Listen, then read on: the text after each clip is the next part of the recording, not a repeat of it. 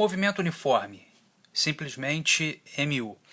Bom, a cinemática ela classifica os movimentos nos quais ela estuda de acordo com a aceleração, ou seja, se um corpo ele tem aceleração nula, ou seja, com velocidade constante, você classifica esse movimento como um movimento uniforme. Agora, se esse corpo ele tiver uma aceleração, ou seja, se a velocidade variar a cada instante de tempo, você chama isso de movimento uniformemente variado. Tá? Que vai ser estudado mais à frente. Então hoje a gente vai estudar o movimento uniforme. Então, como eu disse antes, se o movimento, né, que o móvel realiza, ele tem a velocidade constante, o que vai acontecer? Ele vai percorrer distâncias iguais em intervalos de tempo iguais, tá? Ou seja, devido aí a sua velocidade ser constante. Então, eu coloquei aqui um exemplo abaixo para ficar fácil a compreensão. Então, olha só. Vamos considerar aqui o carrinho passando pelo marco quilométrico de uma rodovia 20 km, no instante de tempo igual a 0 segundo, enfim, ou zero. Bom, se esse carrinho tiver a velocidade constante de 50 km por hora, bom, isso vai dizer o quê? Que em uma hora, né, ou seja, uma hora mais tarde, ele vai pular 50 km. Então, se ele mantiver por durante uma hora essa velocidade constante, ele que estava em 20 vai passar agora a ocupar a posição 70, ou seja, o marco quilométrico 70 km da rodovia. E se ele continuar assim, ou seja, por mais uma hora, a essa mesma velocidade de 50 km por hora, ou seja, mais uma hora, ou seja, agora na contagem de 2 horas, ele vai ocupar a posição 120 km, ou seja, do marco quilométrico da via. Tá? Então é assim que você pode começar a entender o que é o movimento uniforme, ou seja, é quando um móvel tem a velocidade constante, ou seja, o que vai acontecer?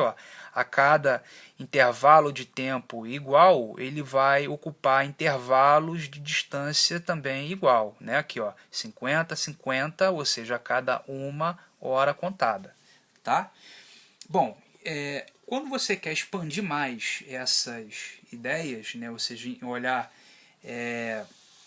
distâncias superiores e tempos superiores, então você utiliza uma coisa chamada equação horária. Tá? O que diz essa equação horária? Essa equação horária é o seguinte: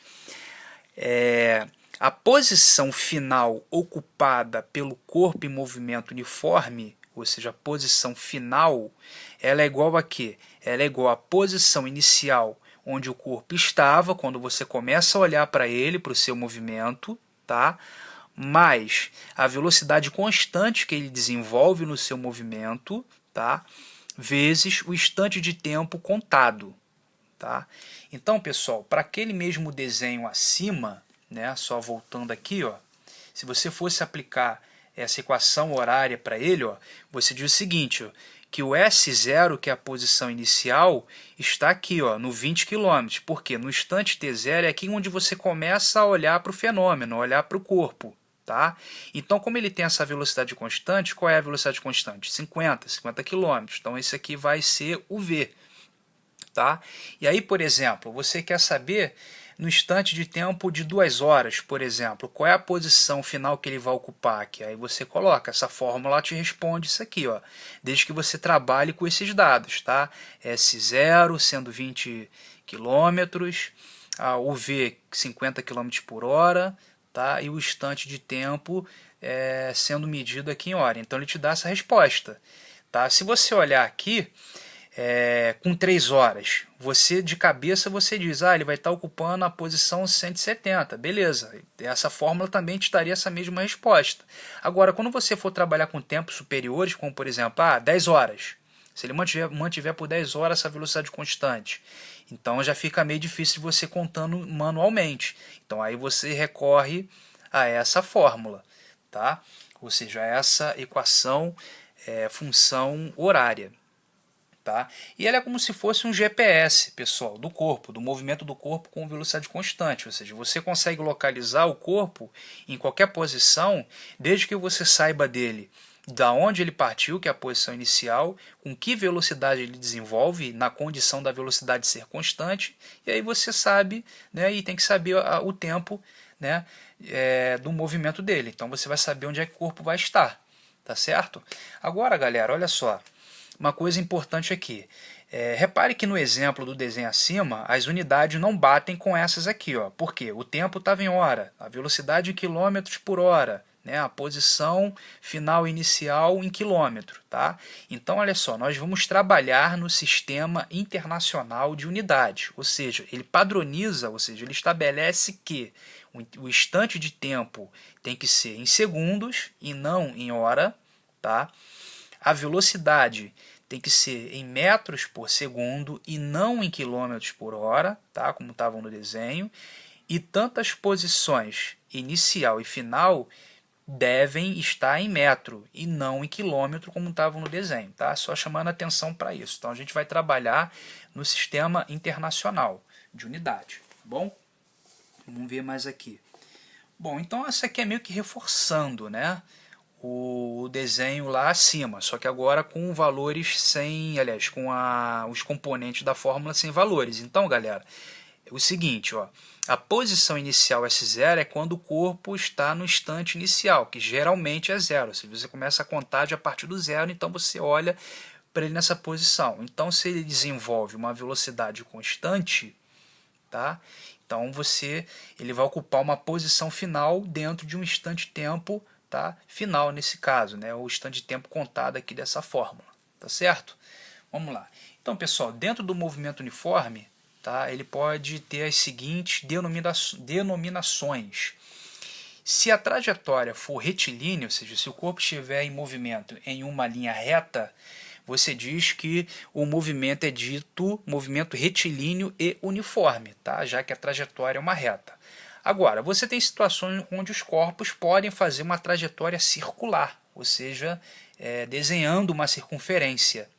Tá? Então, nesse caso, a gente diz que esse tipo de movimento é um movimento circular uniforme. Tá? O fato, pessoal, só um comentário rápido, né? O fato da Terra girar em torno do seu próprio eixo, ela faz um movimento quase que circular, tá? Quase que circular. Daí a gente tem esse período regular do dia, né? Do dia virar a cada 24 horas. Tá? Então, por esse efeito, né, de você ter essa regularidade a cada 24 horas, você vira um dia, é pelo fato da Terra estar girando em torno do seu próprio eixo, próximo ao de um movimento circular uniforme. Tá? Ou seja, ela tem uma velocidade constante, né, girando em torno do seu eixo. Ela não aumenta muito e nem diminui muito. Tá? Ou seja, ela é desprovida de uma aceleração. Tá? E um outro exemplo também é quando você liga o ventilador e quando ele atinge a velocidade máxima. Ou seja, quando ele atinge a velocidade máxima, ele não aumenta mais a velocidade. Então ele entra no estado de movimento circular uniforme, porque as pás do ventilador, todas elas giram numa mesma velocidade e não altera. Tá? Então vamos à frente aqui. Bom, então pessoal, o movimento uniforme ele pode ser classificado de duas maneiras. Tá? Então vamos lá, ajustando aqui a tela. Bom, a gente tem um movimento progressivo e um movimento retrógrado. Tá? Então vou falar um pouquinho de cada um deles. Então vamos primeiro aqui no progressivo. É bem simples isso, pessoal. Isso é só a questão de referência. Tá? Então quando você afirma que o movimento uniforme ele é progressivo, quando o móvel ele está se movimentando no mesmo sentido da orientação, tá, da reta. Por exemplo, então aqui, para ficar claro o que eu estou dizendo, repare aqui o desenho. Eu tenho aqui um carrinho, tá, que está aqui no ponto 20 km de uma rodovia, né, se essa rodovia for uma linha reta. Tá? Repare que à medida que o carrinho vai seguindo a viagem, ele vai aumentando o valor das suas posições. Ele sai do 20, chega no 40, chega no 60. Ele vai aumentando, ou seja, ele está indo no sentido, né, positivo, que no geral é direcionado para a direita. Então, quando um carro vai para a direita ou quando o móvel vai para a direita, ele está seguindo o sentido positivo da orientação. Então, isso vai implicar em duas coisas. Vai fazer com que ele tenha velocidade positiva e que o seu deslocamento escalar também seja sempre positivo. Então, com isso, você tem que o corpo, né, está fazendo um movimento uniforme progressivo. Tá? E um detalhe também que você pode ver para matar a charada é olhar para a velocidade. Então, se o corpo está com a velocidade positiva, Então ele está indo no sentido positivo da trajetória, ou seja, para a direita. Então ele está desenvolvendo um movimento progressivo. Tá? Ó, um exemplo do teu dia a dia é isso. Quando você entra numa rua procurando um endereço, aí você percebe que os números da casa, né, dos muros, né, dessa rua estão aumentando. Ou seja, você vai andando e de repente você viu lá, você entrou na rua, aí era o número da primeira casa, era número 1. Aí você anda mais um pouco, aí número 3. Aí depois número 5. Tá? Por que eu estou pulando de 2 em 2, pessoal? Pelo menos em alguns lugares, né, o lado que você fica da calçada fica os lados ímpares e os lados pares. Tá? Então estou considerando que você está no lado ímpar da calçada. Então, à medida que você vai procurando um endereço e você percebe que, à medida que você anda, o número do muro tá, vai aumentando, 1, 3, 5, 7, 9, 11, enfim, você pode entender que o seu movimento é progressivo, porque à medida que você está andando, procurando endereço, o número está aumentando. Tá? Então, aí um exemplo do dia a dia. Tá? Vamos lá. Agora, para o movimento retrógrado. Bom, pessoal, o movimento retrógrado é o contrário, né?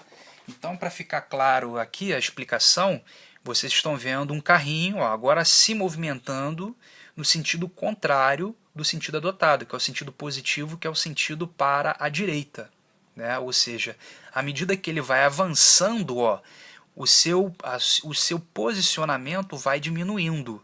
Tá? Isso faz com que o deslocamento escalar seja menor que zero, vai diminuindo. Ó, a posição final menos a inicial, ou seja, vai dar um valor negativo. Ó, posição final menos a inicial, vai dar um valor negativo. Então isso vai implicar que a velocidade seja negativa. Ou seja, então ele está indo no sentido negativo, ou seja, se movimentando para a esquerda. Tá? Então, nesse caso, a gente tem um movimento retrógrado. Então, isso vai implicar numa pequena modificação aqui na fórmula. Ó. Vocês viram lá em cima que a fórmula é posição final é igual a posição inicial mais velocidade constante vezes o instante de tempo. Então, pelo fato do movimento ser retrógrado, então você coloca o negativo aqui exatamente para indicar isso. Ou seja, ele está tendo uma velocidade negativa, ou seja, o seu deslocamento escalar está sendo negativo. Então, voltando no exemplo da rua, vamos supor que você entre numa rua e agora foi para o lado da calçada onde os números são pares agora. Aí você entrou na rua, de repente a rua começa no número 100. Aí você vai andando e vê, 98, 96, 94, 92, 90, 88. Ou seja, o que você percebe aí? À medida que você vai andando nessa rua, no lado par da calçada, você percebe que o número está o quê? Diminuindo. Então é como se você estivesse realizando um movimento retrógrado, tá? Porque à medida que você anda, o número está diminuindo. Tá bom?